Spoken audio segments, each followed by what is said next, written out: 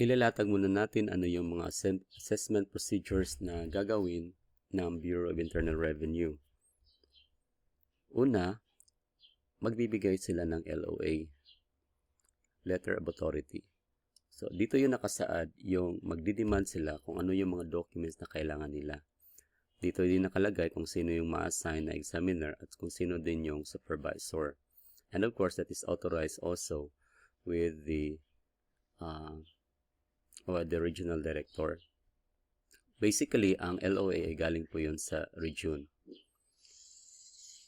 Dito din nakasaad kung ano yung mga taxes na mako-cover dito, ano yung year. So basically, mayroon lang tayong tinatawag na 1-year rule as of now. So bawal po na 2 years ang coverage po ng LOA, Letter of Authority.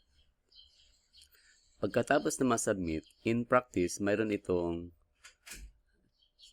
30 days lahat na palugit na ibibigay.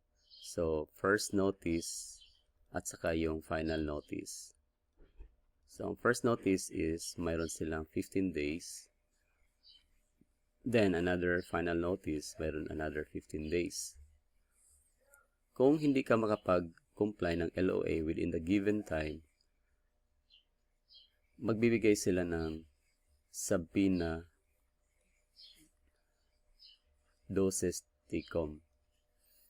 So, ang ibig sabihin nito, ito yung inanyayahan ka na you have to submit and to appear doon sa regional office at saka dadalhin mo lahat ng mga documents na kailangan nila para doon sa tax examination. So, yun yung subpoena doses TICOM. Ano lang yan? Physical appearance plus the documents na kailangan mong dalhin. Kapag okay na, so magsisimula sila ng pag-audit. Usually, meron yan silang mga 90 days para tapusin yan. Then, kung mayroon ng resulta dun sa pag-audit nila, magbibigay sila ngayon ng NOD. Ang NOD is Notice of Discrepancy. Yan ay kung mayroon silang makikita na may mali doon sa declaration mo, we call that one as discrepancy. So, Notice of Discrepancy. So, magkakaroon ngayon ng informal meeting. Walang nire-require dito na you have to reply that in letter. So, informal meeting lang to discuss the discrepancies. Kailangan matapos yung discussion within 30 days. Okay, between you and the examiner. So, kung masettle kayo dyan, then there's no further na assessment na gagawin or procedural assessment na gagawin yung BIR. Pero kung hindi kayo nag-agree, ang gagawin is yung kaso mo ay ipo-forward doon sa region. Okay? Pagdating sa region, ang region naman ay magbibigay sa iyo ngayon ng PAN, or that is what we call Preliminary Assessment Notice. Preliminary Assessment Notice. Okay, yan ay magbibigay siya ng pagkakataon before they are going to issue yung tinatawag na final assessment. So, pwede kang mag-reply dito. This is part of the due process. Kung magre-reply ka dito, kailangan din nasagutin ng BIR yung reply mo. Hindi ito pwedeng skip ng BIR kasi this is part of the due process. Kung magkaroon ng skip ng PAN, halimbawa, nag-issue sila agad ng PAN, yung final assessment notice bago yung preliminary assessment notice, ang mangyari, magiging void yung assessment na ginagawa ng BIR. So, kaya dadaan talaga sila ng PAN. Pero, hindi lahat ng mga tax cases or yung mga discrepancy ng tax ay kailangan ng PAN. Mayroon itong mga list doon. For example, ibibigay ko lang isa pero nandito ito doon sa mga ibang notes. Example, kung simple mathematical error lang, hindi kailangan nyo ng PAN. Kasi there's no need to discuss and there's no need to justify kasi nga mathematical error. So, ibig sabihin, pwede silang makapagpasa sa'yo or submit sa'yo or ibibigay nila sa'yo yung final assessment notice without going through yung PAN. Okay, yun yung isa sa mga examples or isa sa mga cases. Parang 4 yata yun. Now, halimbawa, nag-reply ka na ng PAN, or kung hindi ka man mag-reply ng PAN, that is equivalent na hindi nag-disagree ka doon sa PAN nila na assessment or na findings. Nagbibigay lang sila ng 15 days sa'yo para mag-reply ka doon sa kanila. Okay, pag lapse ng 15 days, ibig sabihin na you disagree the findings na nandun sa PAN. So, ang gagawin nila, they will issue now the FAN. Okay. Kung mayroon kang reply talaga sa FAN, kailangan yung content ng kanilang FAN must be responding doon sa reply mo doon sa PAN. Kasi kung hindi sila kumbaga, they're just ignoring kung ano yung reply mo doon sa PAN, and they're ignoring the due process. Kasi kailangan dadaan sa PAN. If you reply doon sa PAN, kailangan they have to read kung ano yung content ng PAN, and they have to make their justification.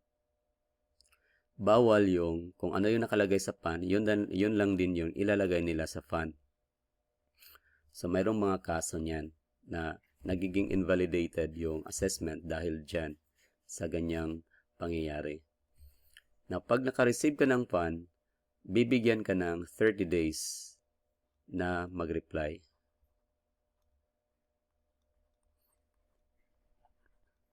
Okay. Now, itong 30 days na mag-reply, ito yung letter mo, ilagay mo na sa protest. Mayroon niyang mga tinatawag doon na kung ano yung mga content na kailangan mo i-follow. Kasi kung hindi mo i-follow yung content ng letter na yan, invalidated yung reply mo. Ang ibig sabihin, they consider as no reply at all kasi nga hindi nila tatanggapin yung reply mo kasi iba yung format at saka yung content. So, yun. So, kaya mag-reply ka within 30 days. Mayroong dalawang klaseng reply sa PAN. So, we call this reply as protest. Protest din yan, ha? Ang unang klaseng protest is yung reconsideration. Ang ibig sabihin ay, you are requesting sa mga taga-BIR na paki-review muna yung mga findings kasi ganito, mayroon kami nakikita na something is wrong. Ayun yung reconsideration. Wala kang ibibigay na anumang additional evidence kasi kompleta na yung lahat. Ang ano mo lang is, mayroon ka lang nakikitang mali doon sa kanilang pag-compute and nag-a-ask ka to review them. To review. No additional evidence. Yung reconsideration naman, ay ito yung mayroon ka pang additional reinvestigation pala. Mayroon ka pang additional evidence na ipapakita sa kanila para mabawasan yung tax mo. So, yun yung tinatawag na reinvestigation. So, bawat each of these, either mag-request ka na reconsideration or ma-request ka ng reinvestigation, yan ay kailangan mangyari within 30 days from the date na na-receive mo yung FAN. Now, ngayon, pag nag-request ka ng reinvestigation, bibigyan ka pa nila ng 60 days from the date na nag-submit ka ng ng request for investigation, bibigyan ka nila ng 60 days para isubmit mo yung mga additional evidence. Okay. So, all in all, bibigyan ka ng 30 days sa pag-reply plus another 60 days doon sa evidence. Now, pag naibigay mo na yun lahat, magsa-start na yung running, yung waiting doon sa tinatawag natin na yung waiting sa decision. Okay. So, dito na yung waiting. Ngayon, doon sa waiting, may una na phases dito sa waiting. Unang-una, you're waiting for 180 days. Okay, bibigyan ka ng 180 days. So, halimbawa, ito yung 180th day. From the time na nasubmit mo yung additional evidence. Itong 180, kung wala ka pang na-receive na decision dito sa after nga mag-lapse na yung 180, you have a chance now dito, upon the lapse, na i-elevate mo within 30 days yung kaso mo sa CTA. pwede mo yung dalhin sa Court of Tax Appeals. Yon ang pwede mong gagawin. Okay.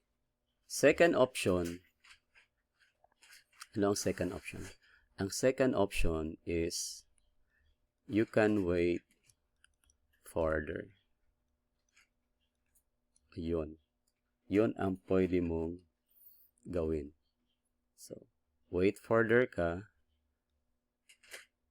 hanggang sa magkakaroon ng actual na desisyon. So, dito sa pag-wait ng actual na desisyon, wala yang limit. Hindi binibigyan ng limit as to the time yung commissioner kung hanggang kailan siya mag-render ng kanyang desisyon. So, ito yung disadvantage kung hindi mo i-grab yung first option na dumulog ka doon sa CTA. Kung hindi, nag-wait ka lang, then, ang mangyayari dyan, ang disadvantage is, nakapending yung kaso mo, open always palagi. So, wala pang closure. Yun yung disadvantage. Pero kung ganito na yan, pag halimbawa nagkaroon na ng actual decision, ang mangyayari dito, so first option 1, kung itong decision na to was rendered, example ha, dalawa kasi yung source ng actual decision. It could be done by, it could be from authorized representative, or from the CIR or Commissioner of Internal Revenue itself. So pag galing yan sa authorized representative, siya ang nagbigay ng actual decision. Ang mangyari, you have two options. Okay. Option 1, ang gagawin mo ay pwede kang pupunta sa CIR. Okay, sa CIR itself. Okay? Option 2, pwede kang pupunta sa CTA. Now, both of these, kailan gagawin within 30 days. Ito din, 30 days.